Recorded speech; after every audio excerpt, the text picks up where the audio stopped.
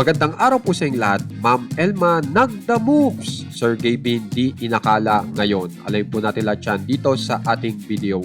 Bali ito pong si Sir Gavin ay gumawa na naman po ng panibagong vlog.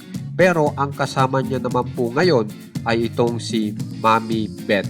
Na talagang si Mami Beth po ang bumida sa naturang vlog kung saan ay iprank po ni Mami Beth at ni Sir Gavin itong members ng Camp Kapitpin. At ang kanilang ginawa pong pangpaprank ay gisingin ang members ng Camp Kapitpin ng napakaaga at magsumba.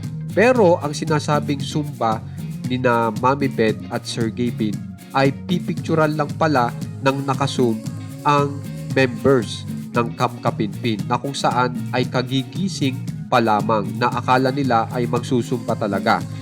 Pero sa dulo ay talagang hindi po makapaniwala si Sir Gavin. Hindi inakala ni Sir Gavin na tototohanin pala ni Mami Beth ang pagsusumba. Kaya naman po, lahat po ay kahit kagigising pa lamang ay talagang todo sumba na. Samantala, dito naman po tayo kay Ma'am Elma na napakagandang balita.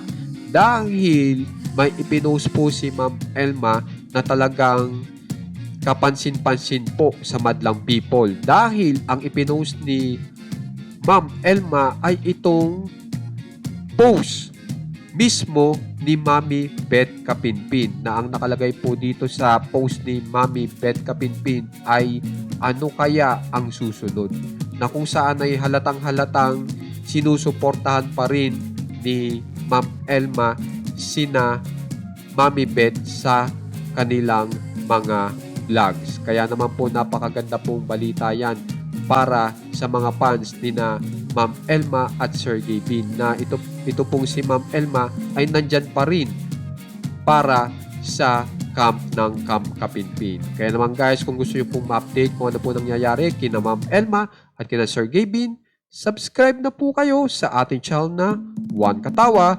Maraming salamat po.